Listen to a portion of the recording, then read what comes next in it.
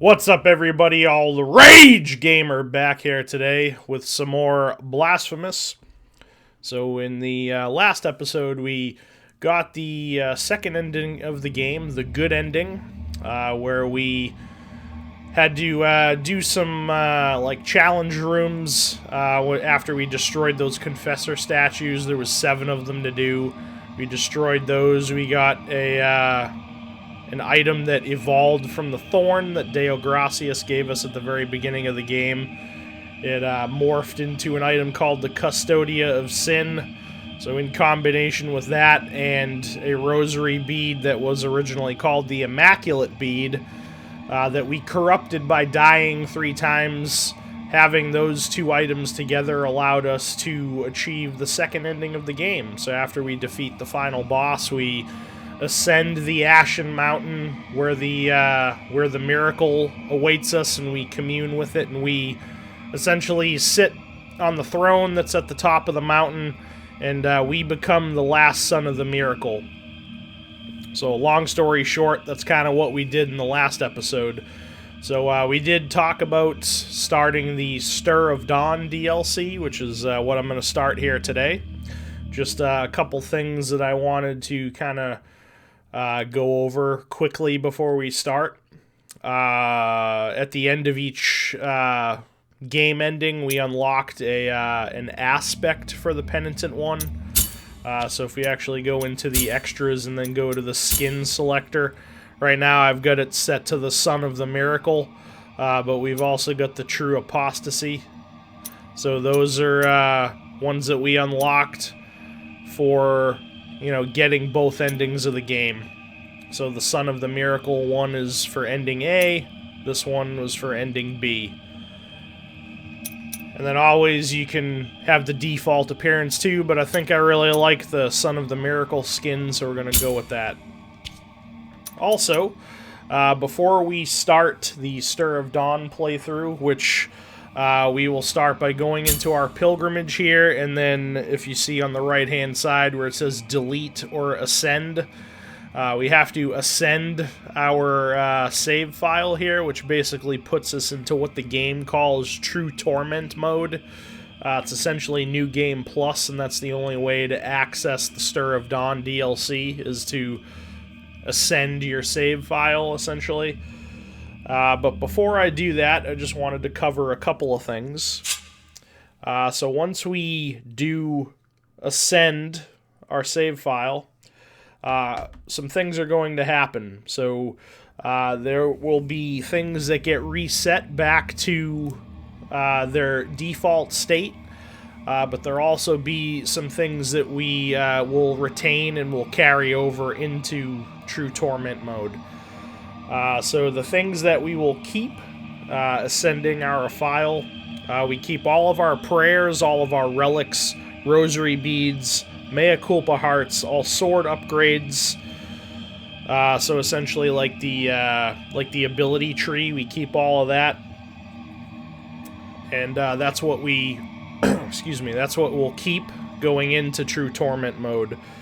The things that will be reset going into True Torment mode, all of the collectibles, so all like the bones of the, you know, characters that we come across during the course of the game, all of our bile flasks and our quicksilver upgrades to it, all of our fervor upgrades, all of our health upgrades, all of our rosary bead knots, and like quest progress and stuff like that for NPCs.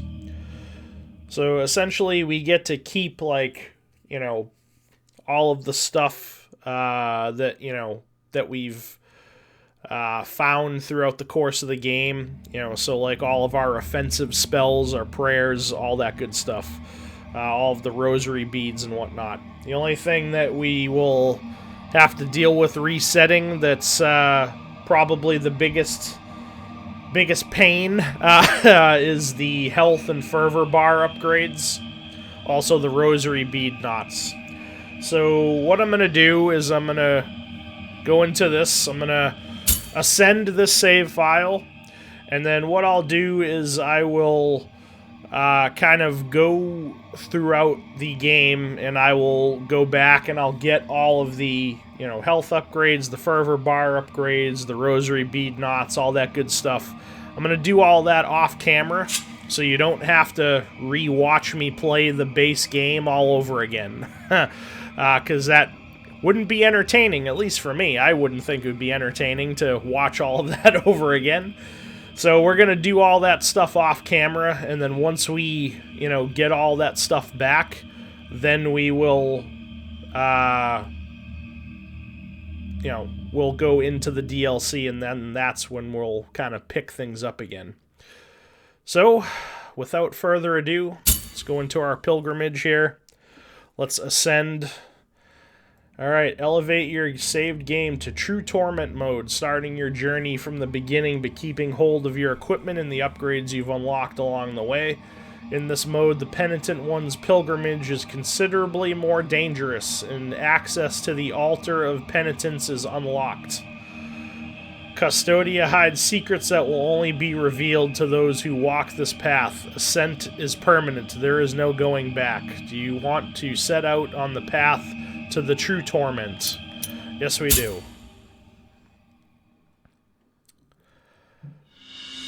And we've acquired the Petrified Bell, which is the item we need to do the DLC. And then we're gonna re-watch all of this nonsense. So what I'm gonna do right now is I'm just gonna cut the recording, and we'll pick it back up once we get everything back. Alright guys, so once we started through the game here, we came to the Brotherhood of the Silent Sorrow, and upon trying to exit the very first door, we were greeted with this. The door actually slammed shut, and we had to interact with this statue that we're standing in front of. This is something that I read about during True Torment mode, where you can select a penitence, which basically alters like how the game plays in True Torment mode. So there's 3 different penitences, and then there's also one where you can just select no penitence, so it doesn't affect the game in any way. But we'll go ahead and read these. Just FYI, I'm probably going to select no penitence. These are basically just like, it makes the game even harder. Not that I'm, scared of a challenge or anything like that, but going through the DLC, I don't think I want to handicap myself. I mean, I might try these out, like off camera or something if I want to do another playthrough at some point, but we'll go ahead and read what they do. So, the Penitence of the Bleeding Heart. Your skin is torn, only your will keeps you going. Every attack you receive makes you lose 1 life orb.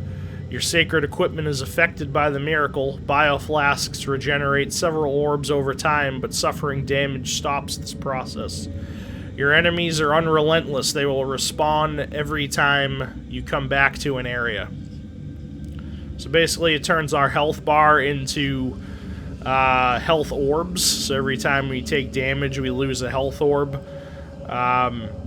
Bioflasks will regenerate the health orbs, but when we take damage, it kind of ceases that regeneration. And then enemies respawn every time we come back to an area, even if we don't use a Prideu Shrine. So that's the Penitence of the Bleeding Heart.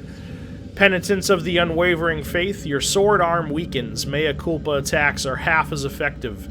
Your mind is stronger. Your determination and endless supply of fervor. Fervor regenerates over time. Pain makes you lose concentration. The damage suffered reduces your fervor stocks. So basically, it wants you to use prayers more often with this, because your melee attacks do half damage. But you also gain fervor regeneration over time. So basically it's wanting you to incorporate prayers more often into your playstyle. And then this one, which seems for all the mad lads out there, the Penitence of the True Guilt. Failure is unacceptable. Upon death, all your tears of atonement are placed on the guilt fragment. Regret overcomes you. Your guilt level reaches the maximum once you fall in battle. Nothing can ease your pain. Bile flasks will not heal you, refilling your fervor instead. So there's literally no way to recover health in this penitence, unless, of course, I would imagine if you rest at a Pre Diu shrine, you would get your health back that way. But your bile flasks don't heal you, they only restore your fervor. And dying once makes you reach the maximum level of guilt. So, the guilt is basically like those burned away portions of your fervor bar. So that one seems pretty ridiculous. The other two don't seem too bad, but like I said, we might play around with this possibly in another playthrough if we do another, true torment run. But for now, I think we're just going to select no penitence. Some of you may think that I'm being a pussy not selecting one of these, but I kind of want to just go through the DLC not handicapped. So we're going to select no penitence. This decision is irreversible. You can cancel a vow once you have taken it. Even so, do you still not want to select any penance? Yeah.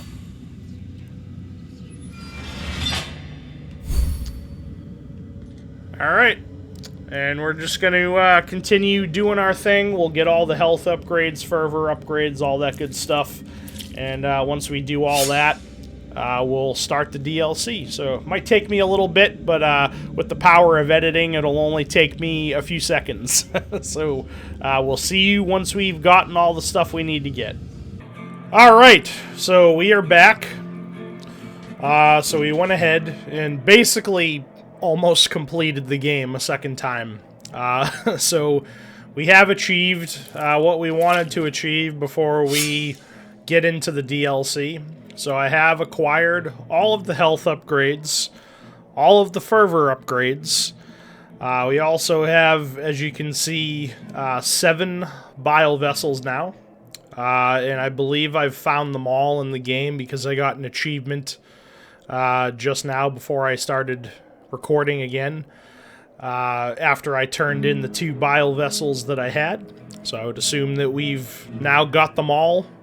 At least in the base part of the game. And, yeah, we also found a lot. And when I say a lot, I truly mean a lot of things that we didn't find during our first playthrough. So I'm going to quickly show you some of those things. We found a lot of new prayers. So before... we had this one, which is the one you get just by, starting the game, essentially. We had this one that Viridiana gave us after we completed her quest. This one, which you get for defeating the brother and sister boss battle. And then, of course, we had the Kante Hondo of the 3 sisters that we found before we completed the base game a couple episodes back. But we found, let's see, 6 new ones. Some of them were kind of astonishing that I didn't find them the first time around, but let's just quickly go over some of the ones that we did find during the second playthrough. So we've found this one, the Segir. I don't even know how to pronounce that. Sigiria? To your eyes like stars? Okay, yeah, I mean, I'm not particularly good with Spanish. I mean, I should be fluent in it. I took many, many years of it in high school, but either way. So this basically increases the speed of our attacks for a short duration when we activate it. Then we have this, the Zambra to the Resplendent Crown. So this will, let's see... increases the Tears of Atonement harvested when we kill things, basically. Then we have the Solia of Excommunication. Basically makes it so that for a while the quick attacks of the Penitent One are replaced with a devastating blow that annihilates enemies. So kind of, slows our attacks down but makes them do more damage for a short while. Then we have the Debla of the Lights. basically calls down a giant beam of light from the sky that just envelops anything around you. We have this one here, the Lorquiana. Probably my favorite out of all the ones that we've found. Basically shoots a bunch of laser beams in front of you. I can show you right now. So that's what that one does. And then we have this one, the Romance to the Crimson Mist. Basically kind of shoots like a red mist cloud in front of you. And then, actually, no, it doesn't shoot it. It basically envelops you in it, and then anybody that, comes into contact with you, enemies and whatnot, they take damage from the mist. So, but I've just been using the Conte Hondo, because it's my favorite one. It basically, just does massive damage to every enemy on the screen that you can see. So those are all the prayers that we found. We did finally complete the Mea Culpa ability tree, so now we have this Bleeding Miracle, which, like the projectile attack that we have now, when we throw it and it reaches its furthest point, it explodes, does extra damage, and comes back to us. And then we also found a bunch of new rosary beads. Just to kind of quickly go through them here, we found pretty much everything on this page. This pelican effigy basically makes it so that we are invulnerable while we're drinking a bioflask. This token of appreciation we got from donating a specific amount of Tears of Atonement to the church here in Albero. Basically makes you hit harder when you have no bioflasks left. The Immaculate Bead isn't new, we know what that does. The Bead of Gold Thread basically makes us consume bioflasks faster. This drop of coagulated ink increases the power of our prayers. The Young Mason's Wheel makes it so that we have faster movement speed. I'm not sure if we had the big bead of red wax before, but that increases our vitality, much like the blue one increases our fervor. And then the Cloistered Ruby, which is also something that you get from donating a specific amount of Tears of Atonement to the church here in Albero. After you drink a bioflask, basically it makes it so that your sword attacks kind of have the Legend of Zelda little beam that come off of it, when you're at full health. I believe that's only for a short duration though. So yeah, I mean that's pretty much it for the stuff that we've actually no, we also got some more Mea Culpa hearts as well. So let's see. I think these three are new. So Heart of the Single Tone allows our sword to basically kind of deflect projectiles or destroy them as they're coming at us. Heart of the Cerulean Incense makes it so that, let's see, increases our fervor generation, but it also weakens our attacks. So all of our sword attacks are a little weaker, but they generate more fervor. And then we have Heart of the Unnamed Minstrel. Can be inserted, blah blah blah, reduces the duration of the parry, but eases the execution of a righteous riposte. So essentially makes it more common for you to get an enemy into a executable state. So when I use my lunge attack on certain enemies, sometimes it'll put them in a state where they're staggered and they're in that Mortal Kombat finish him pose where you can execute them. But that doesn't happen all the time, but this heart would make it happen more, basically. But I still just use the Heart of the Virtuous Pain that makes it so that our blocking stand is longer. So we can have a better chance to parry things. So I think with all that out of the way, all the stuff that we got, along the way during the second playthrough to get us into a good point to start the DLC. Without further ado, we're just going to go start it. So we're going to go back to the Holy Line here, because apparently there is a section of floor that is breakable. Actually, let's take off this and put on the hand. So I believe it's probably going to be right here.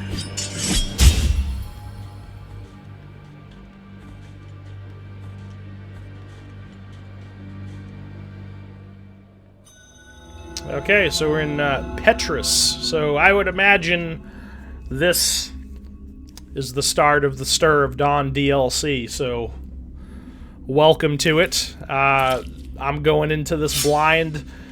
I just wanted to get all the upgrades and rosary bead knots and whatnot, which also I don't know if I showed you that I had all the knots. Well, I didn't talk about it, but you can see it. I did talk about the beads, but you can see I've got all of the rosary knots as well. So, let's delve in, shall we? Alright, so we've got a Petrified Bell. Oh, so we've given the Petrified Bell, which was the item that we got at the very beginning of the game, to access the DLC here. So that opened that up. So let's just head off to the right here. Good thing we did. We got some Quicksilver. Alright, and then we're actually going to pop on our relic here so we can see what this guy says. I hear footsteps up above me beyond the roots. I hear irregular, raspy breathing from behind the rock. I hear the worms nearby slithering towards me. Okay.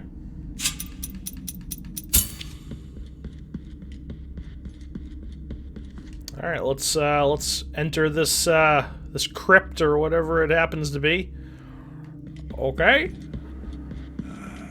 Hello.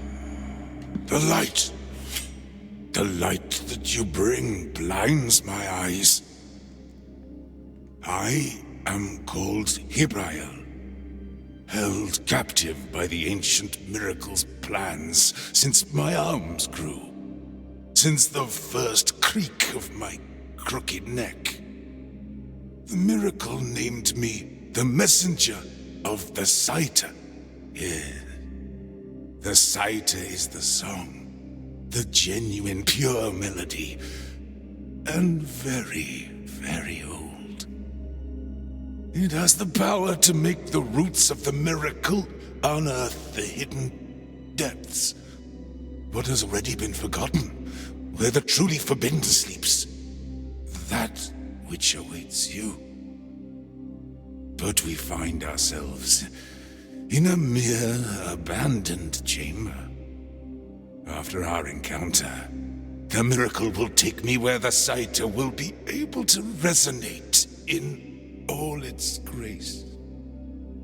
The Amanecidas of the miracle await you. Until then, penitent one.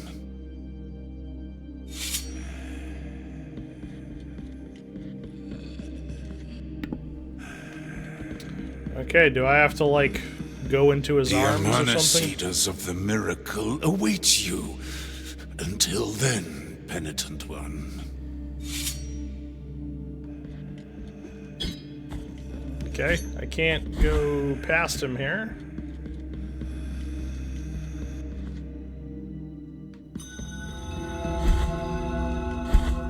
Can I go this way? No, I cannot. I mean, does he disappear? Like if I exit the room and go back in? Yes, okay. Alright. Okay, I still can't go anywhere.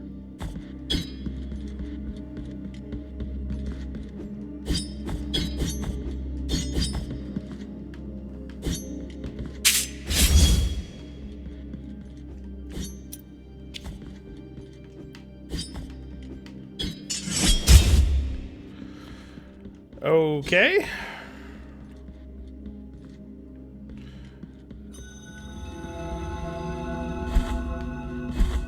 Alright, so I'm a little confused as to what we're supposed to do now. Alright, no hidden wall or anything. Alright, maybe there's another section that we need to, like, collapse the floor out from under.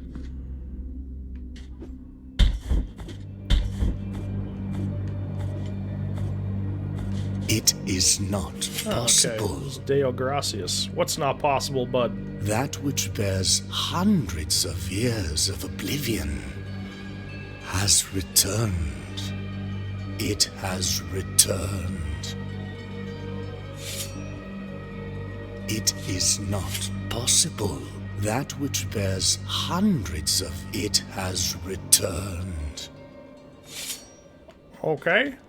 Alright, so I don't know exactly what I'm supposed to do now. I just read that you're supposed to collapse out a floor in the Holy Line to access the DLC, so I'm going to be right back while I look up what to do next. Okay, everybody, so I've looked up basically what we need to do. So, much to my dismay, there actually isn't, like, any real new locations for this DLC. So after we talked to this guy, Jibriel, or whatever the hell his name was, you know, like he said he would do, he disappears. And then according to the kind of guide that I read, he will then appear in, I think it said, 5 different locations throughout the game.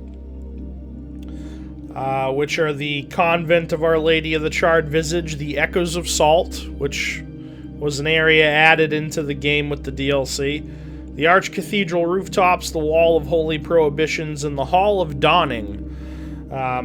So those 5 areas he will appear, and then each time we encounter him there, he'll offer to use some sort of, it says Sing the Bronze. And then when he does that, it apparently summons up a coffin to fight one of the new bosses of the DLC. That's pretty much the DLC, according to this, which is a little disappointing, honestly. I thought we were gonna have, like, some brand new areas to explore, but we're basically just going to areas we've already explored. And just finding that guy, and then having him summon coffins that we can go into to fight a boss. What we'll do is we'll kind of just go to each one of these areas and look for these coffins, or look for where he happens to spawn, and have him do his thing, and we'll, you know, have him spawn the coffin, and we'll fight whatever boss is inside of it. So, apparently the first one is in the Convent of Our Lady of the Charred Visage, which we will teleport to right now.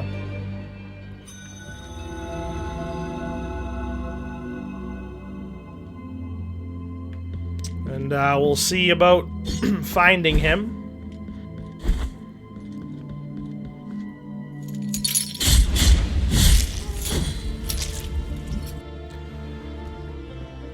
I think well, actually, here's like those little bulb things, so I think we're probably on the right track. Yeah. Okay, here he is.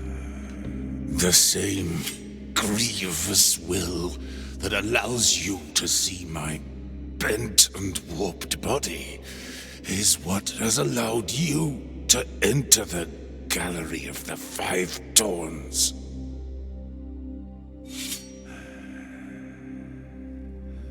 Penitent one, the moment has arrived. It is your choice that I sound this bugle that weighs down my arms and twists my spine. It is your choice that its bronze exhumes the crystal tombs where the Amanecidas await you. Do you want to make the bronze sing? Okay, so do we want to make the bronze sing? Yes, we do.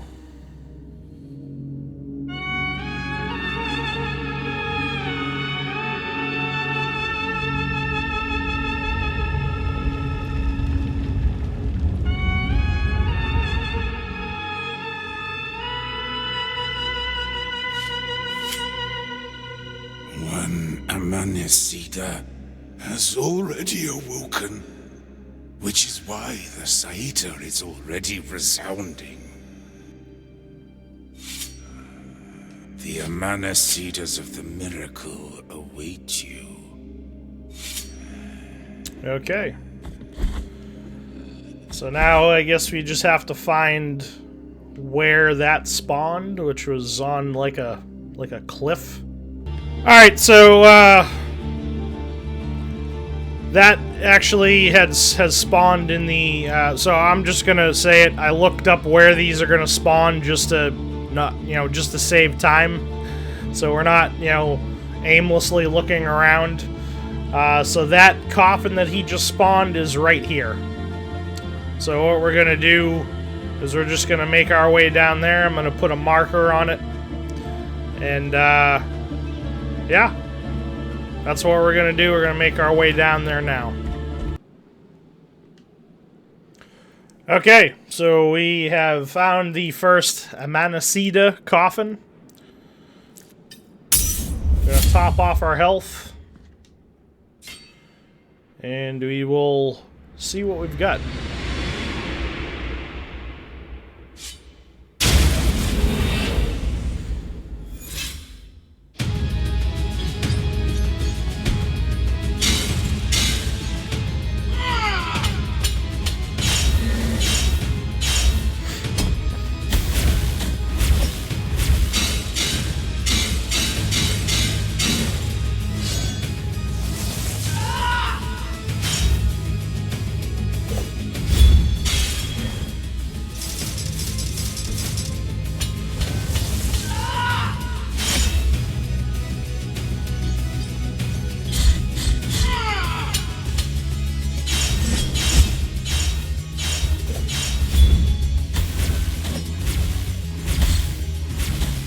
Okay.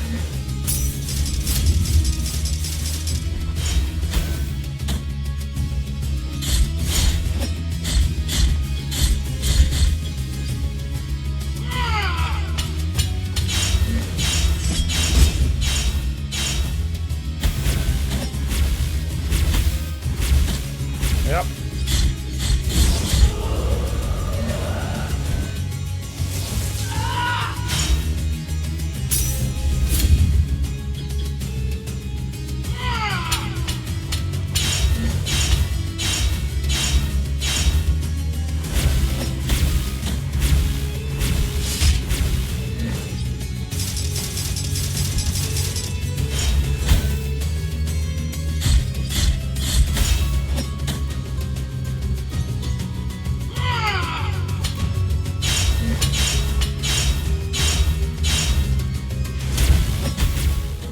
Okay.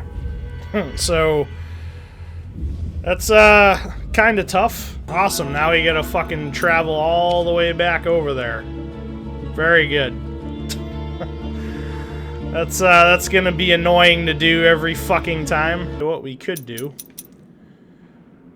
we could use this.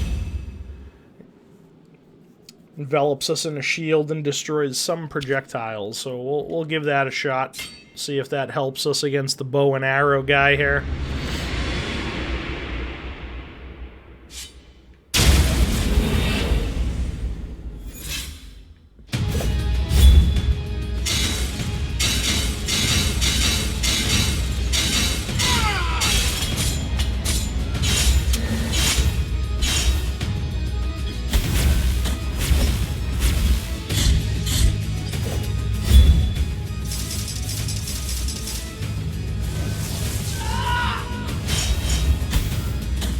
Wow, that's annoying. It's very annoying.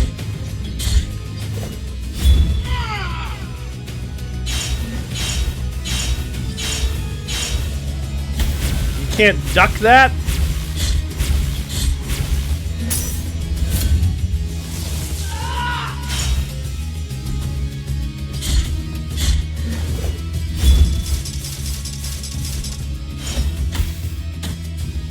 That's really annoying.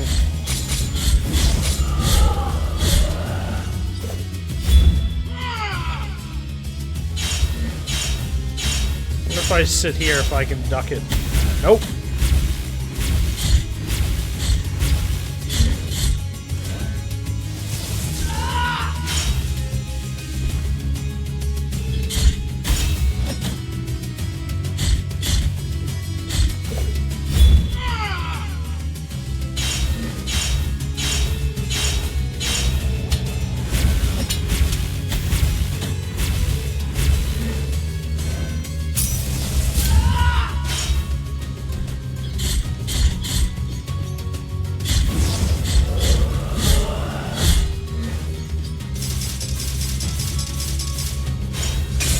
Alright, so he can block that, at least.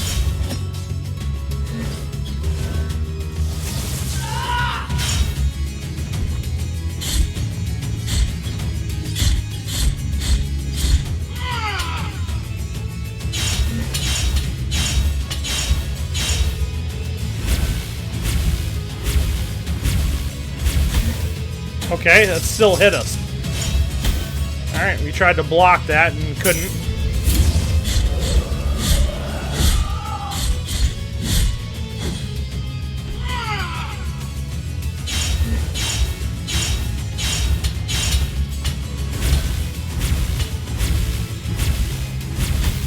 Come on! How are you supposed to not get damaged by that?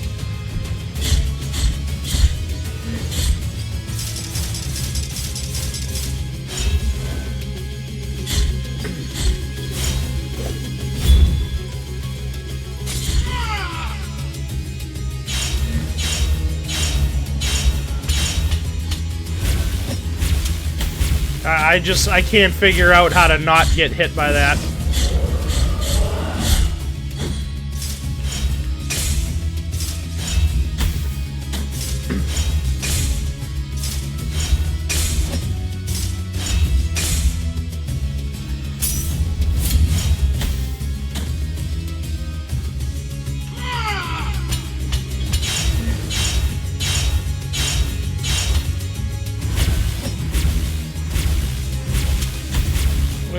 I can't. I just don't know how to do it.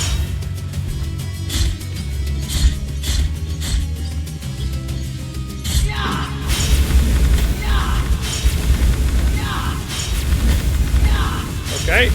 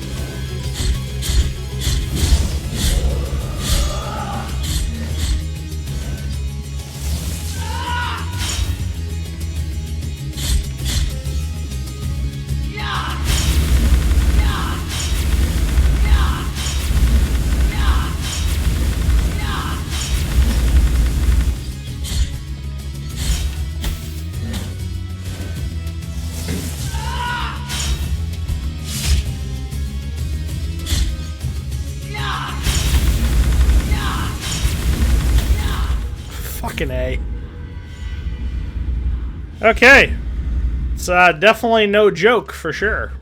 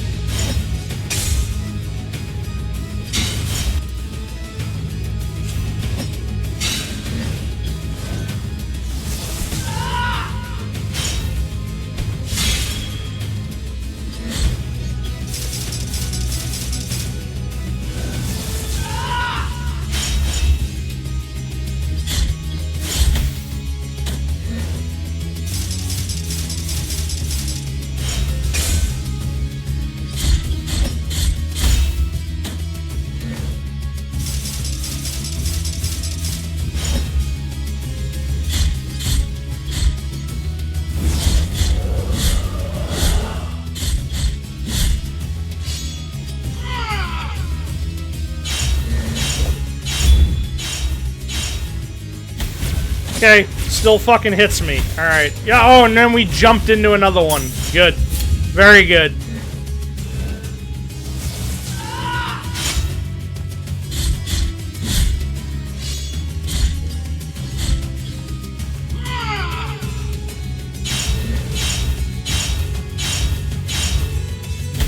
Yep, that's not blockable. Okay. We need to, like, not be retarded and, like, figure out how to not get hit by that shit.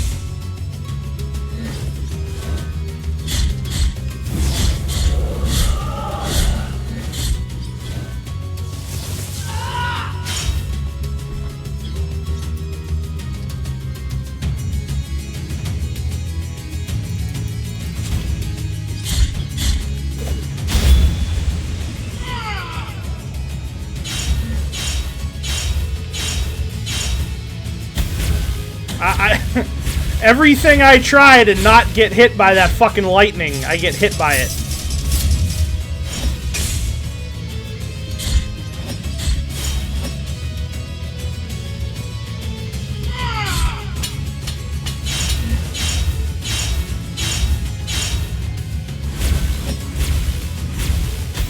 Yeah, I can't. Like, I just don't know what to do to stop getting hit by that.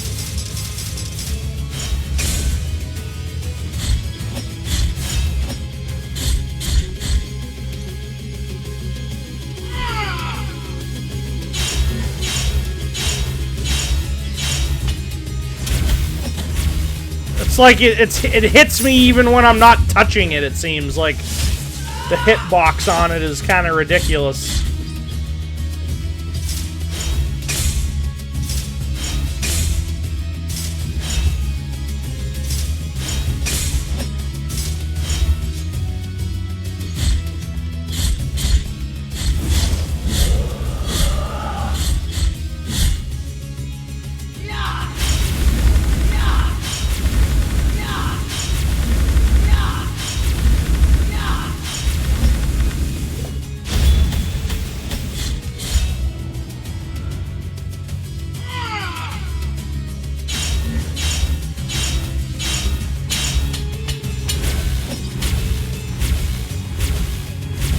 See, like, I jump over it and it still fucking hits me, dude. Like, what the fuck, man?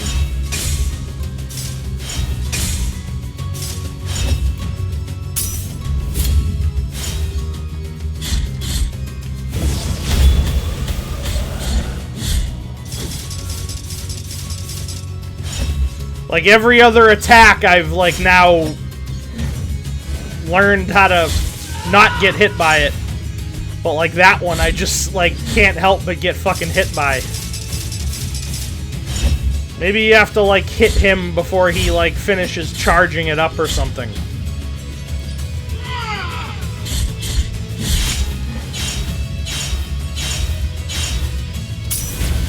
I mean, that's the only way, like, I've got that thing that makes me invulnerable while I'm using a bile flask, so...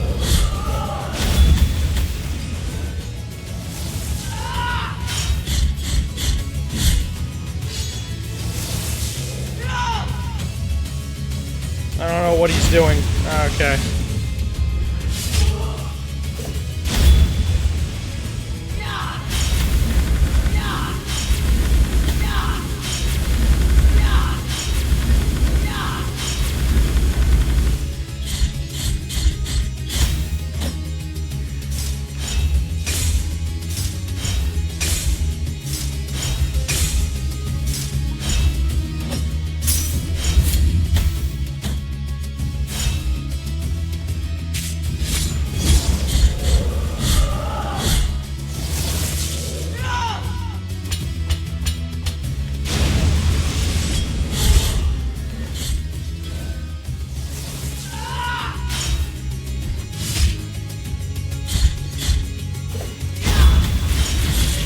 There we go.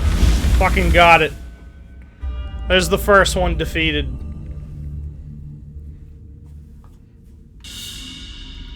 Versus spun from gold. Okay.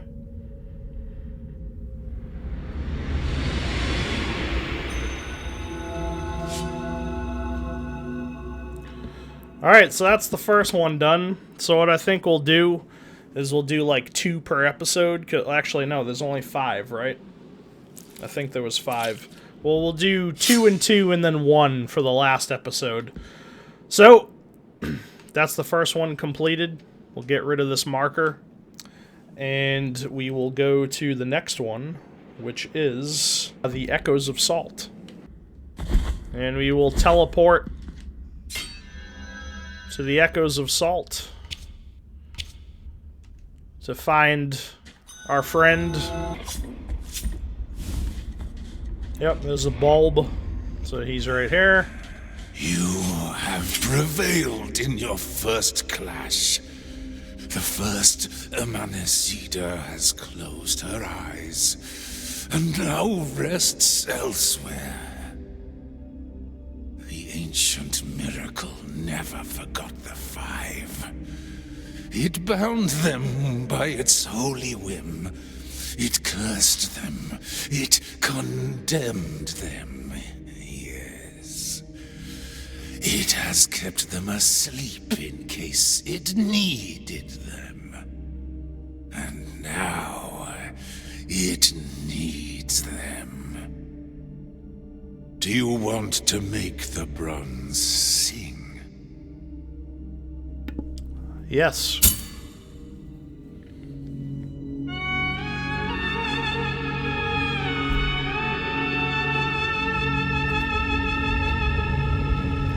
Alright, we know exactly where that is.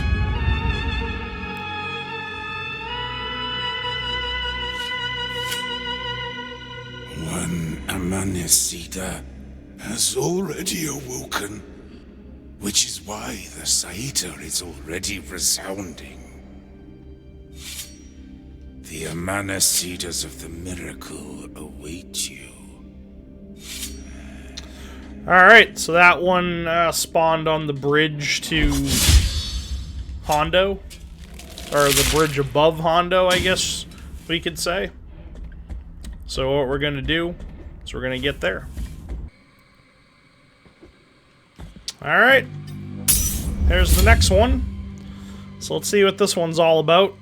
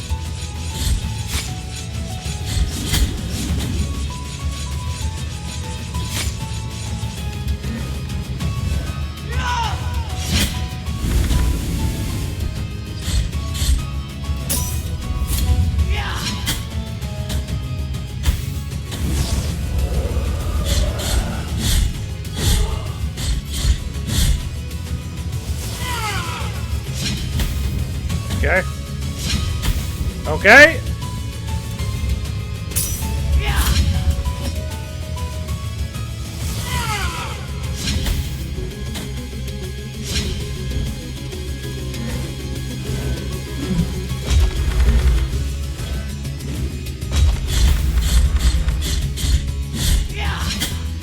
Alright, we need to, like, try to block that.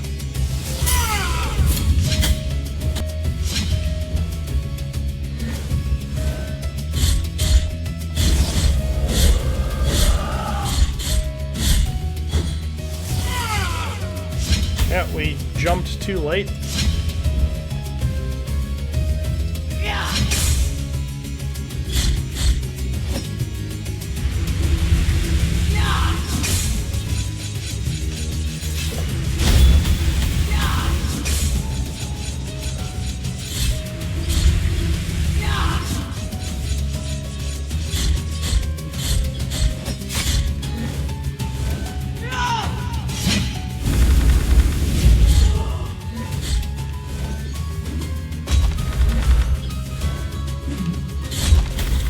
All right. Yeah, these are definitely challenging for sure.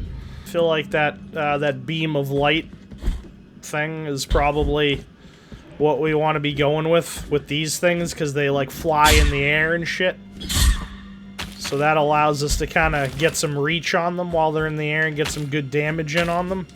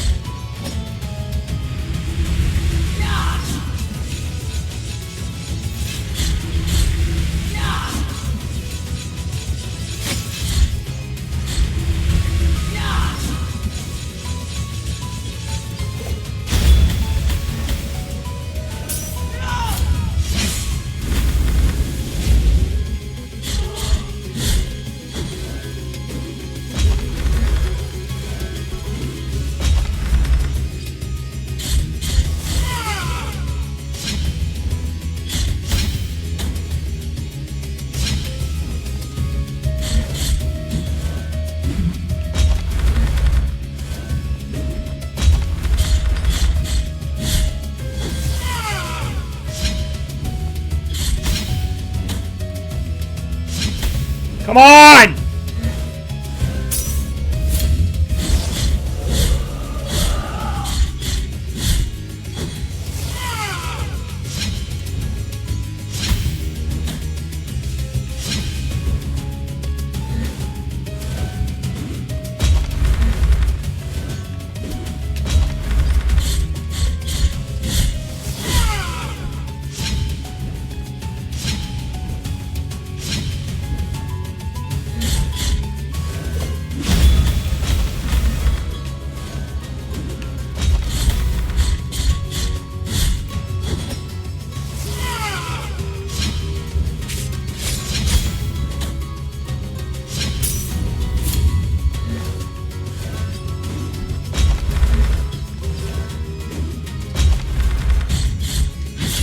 There we go.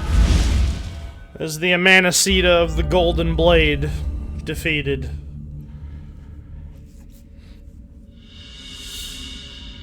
We have more verses spun from gold.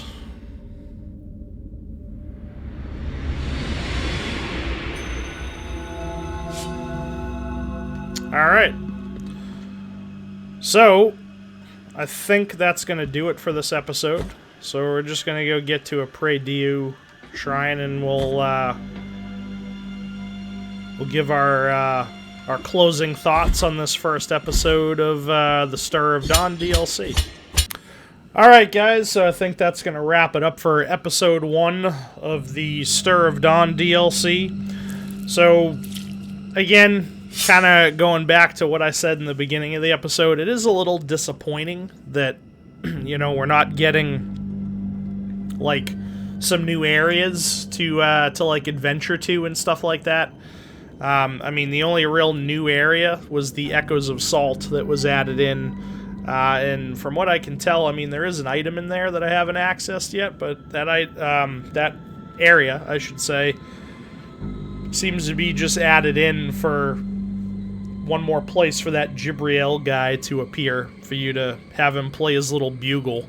But, I mean, the bosses are definitely pretty cool. You know, each one, I would imagine, is some sort of robed, kind of skeleton-looking dude that has a specific kind of moveset. You know, the first one wielded a bow, that one wielded, like, a golden axe, and it had, like, specific mechanics to each one. So I would expect all the other ones to be kind of designed similarly, you know, from a cosmetic standpoint.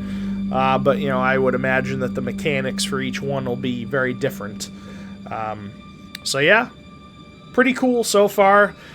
Again, pretty bummed that we're not really getting, like, a whole, like, new quote-unquote adventure where, you know, we're going across new zones and whatnot. We're really just going through all the areas that we know and that we've been through multiple times already just to find this guy, to have him play his little bugle, and then we gotta go find where the sarcophagus came up from.